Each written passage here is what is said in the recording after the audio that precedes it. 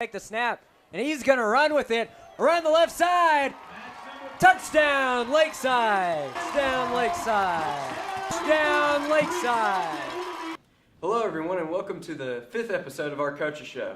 Once again, we're going to kick off this episode with Coach McBride. Coach McBride, thanks for sitting down with us. Thank you. All right, so first things first, the Rams won their second game in conference play last week, making them 2-0 in conference play right now. You know, with that in mind and looking at the parallels to last season, are those thoughts of a comeback season really starting to take full swing?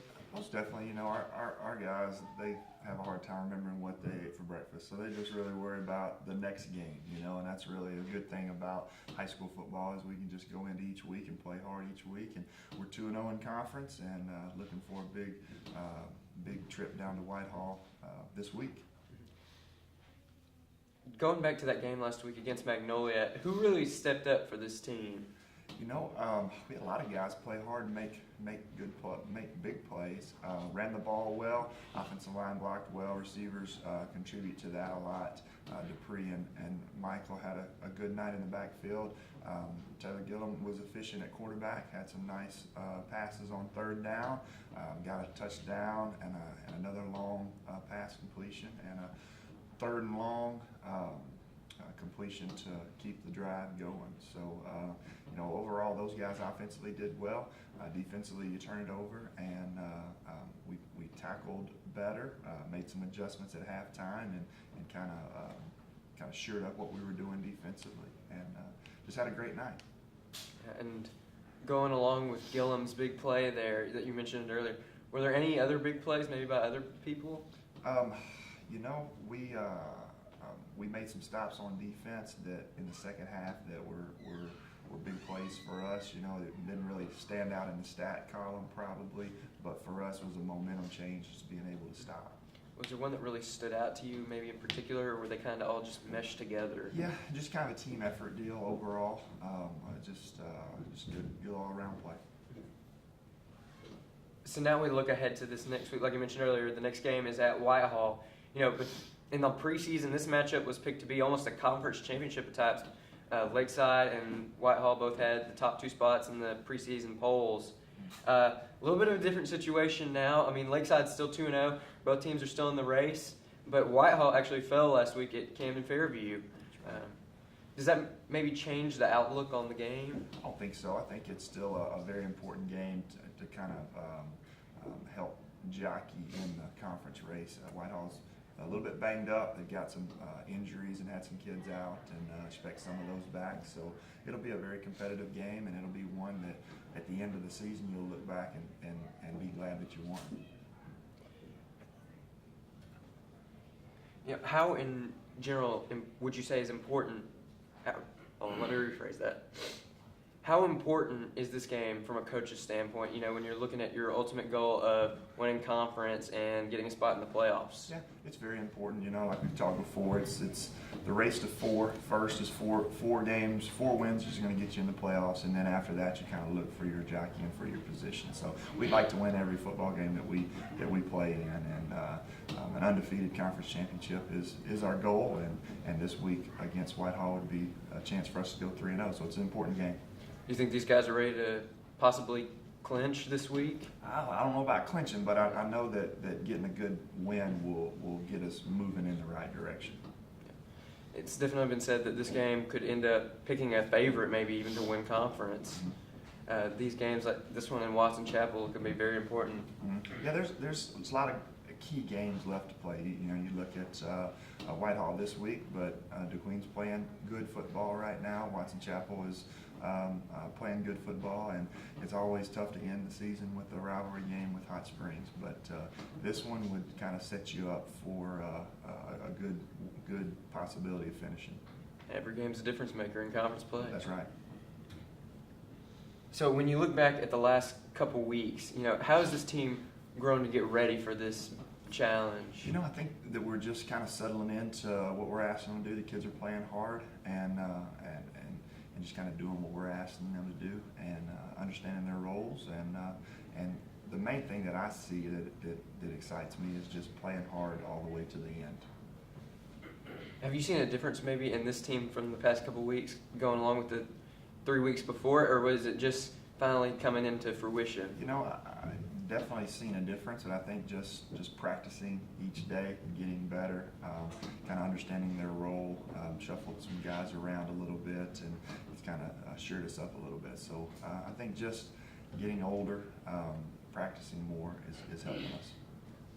What do you think will be a key to success to defeat Whitehall this week? You know, for us, not turning the ball over is key, and we want to limit our turnovers. We want to get as many as we can, trying to gain possessions, but just being solid in all three facets of the game will help us. Being able to control the line of scrimmage like we have the last 2 weeks will, on offense and defensive line, will help us to win the game.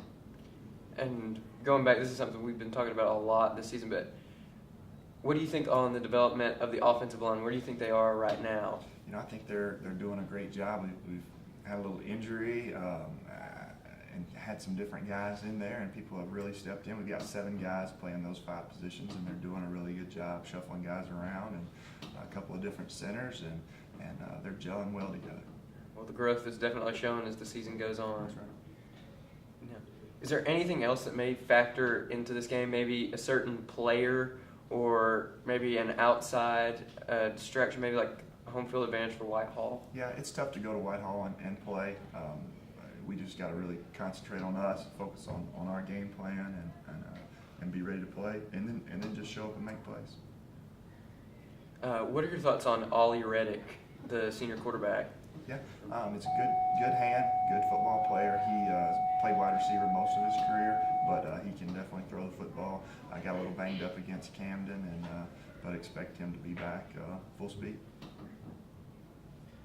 Is there anybody else maybe that's going to stand out? You know, they've got a couple of really good linemen, offensive, defensive linemen they're big kids, very physical, and kind of help plow the way for them. They're multiple offensively. They play a lot of kids in a lot of different positions. So we've just got to be able to control our game and cover the field and play hard. Well, it's shaping up to be a good one this Friday. Well, thank you, Coach, for sitting down with us. Yeah, thank you. We'll be right back with our special guest player of the week.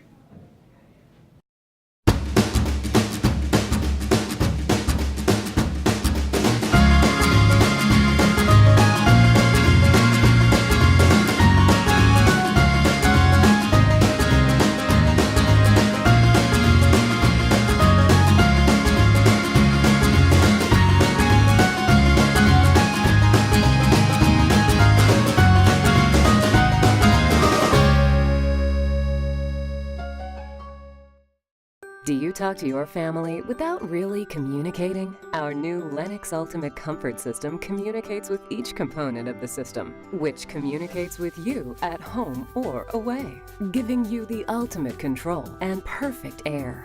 Wouldn't it be nice if everything in your life worked that well together? Call Grisham Air Care for perfect air in your home. Grisham Air Care and Lennox, the ultimate home comfort team. Lennox, innovation never felt so good. So welcome back to the Coaches Show, everyone.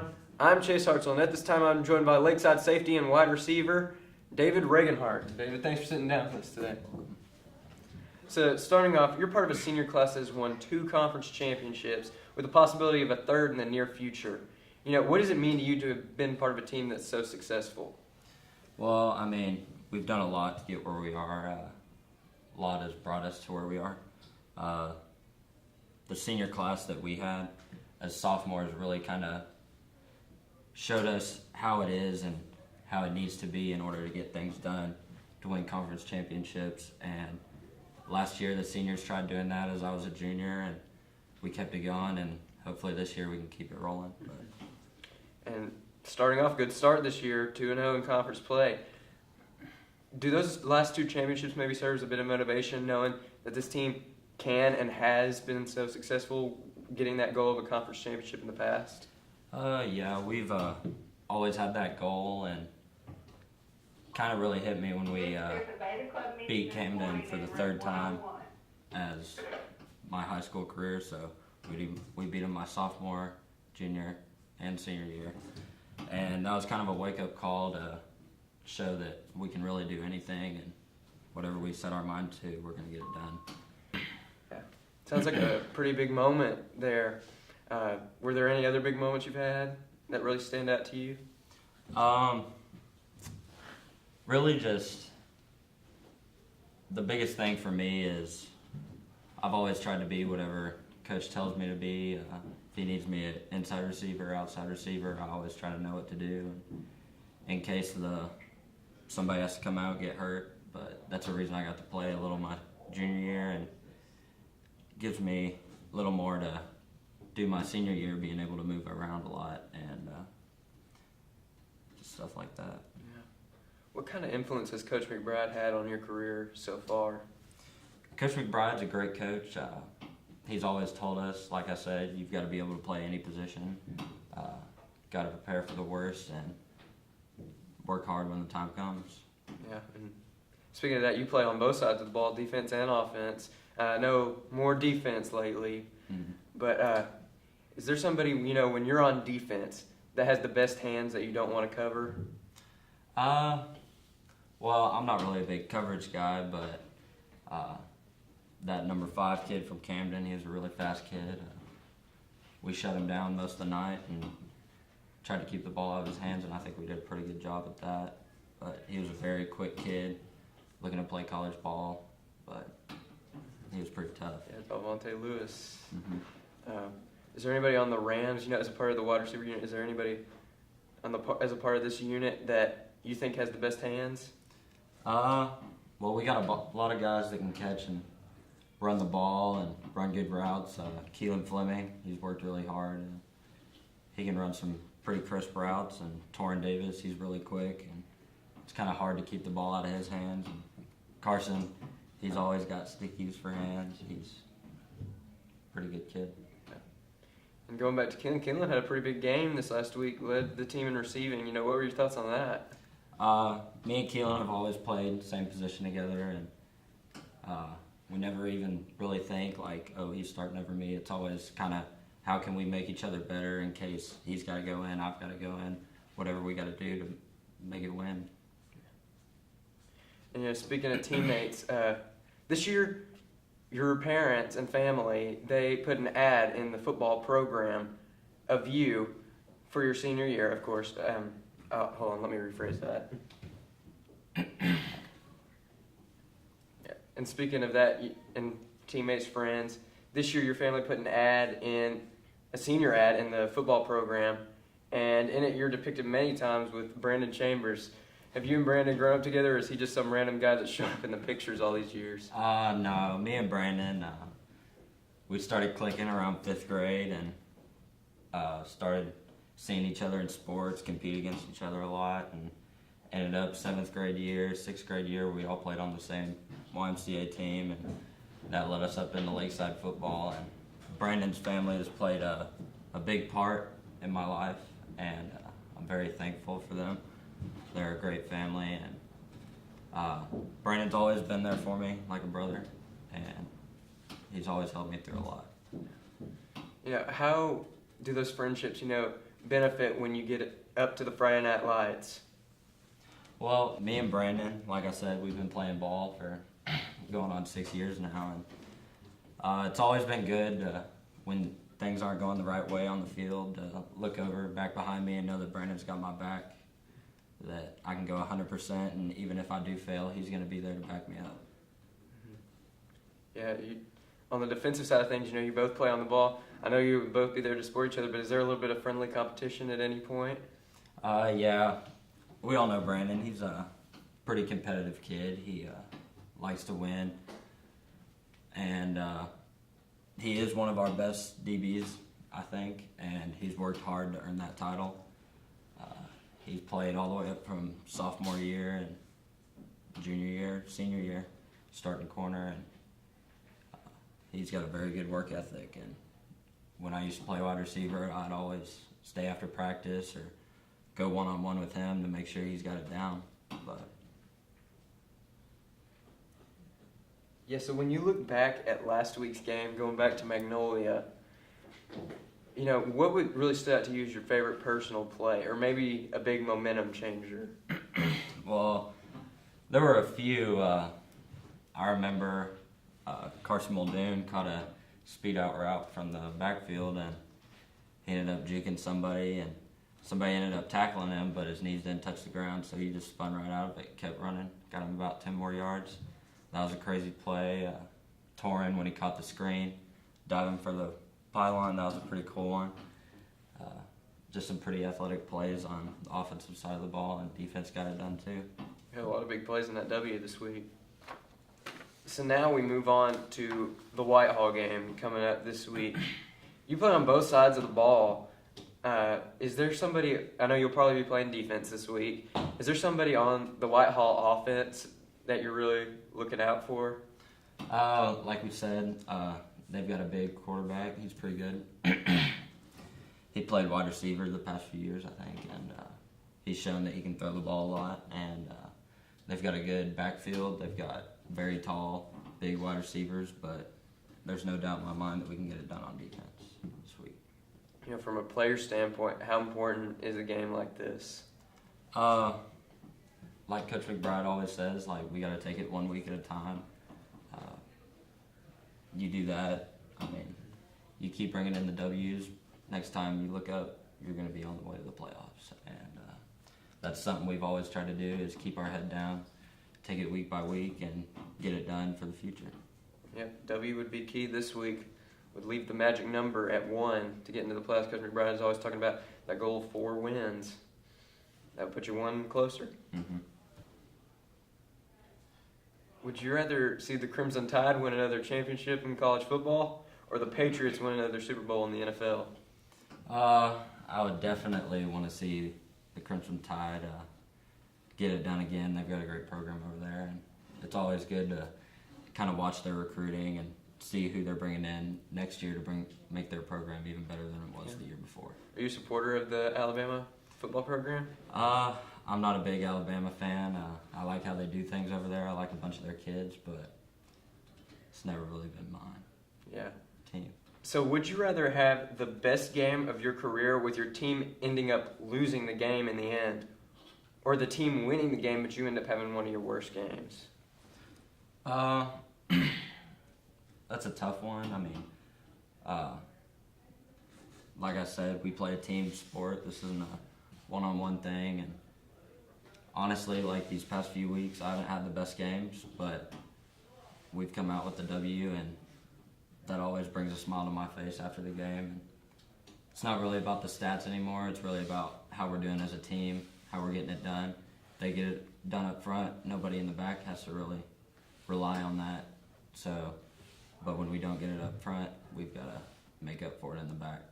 And that's why sometimes stats vary, but we always try to make it the best that we can as a team. Yeah, and I think that says a lot about the culture being spread throughout this team and through the locker room. You know, it's not me ball, it's we ball. Yes. All right, so that wraps up.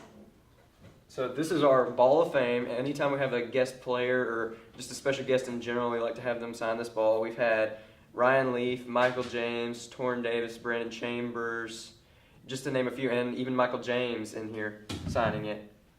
So you will be our 6th signee behind all of those. Sweet.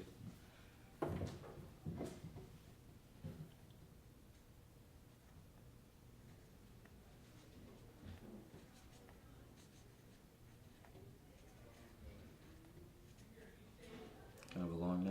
Yeah. Thank you. Thank you, and good luck this week. Thank you.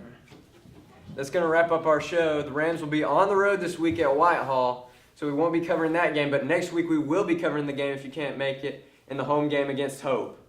For now, this is Chase Hartsell signing off. Have a great week, everybody, and go Rams.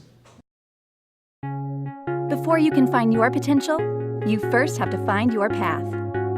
At National Park College, our mission is to help you do both, with a university experience that's close to home.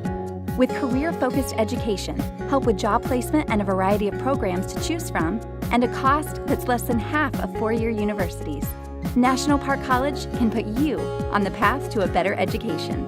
Visit np.edu today and find your path.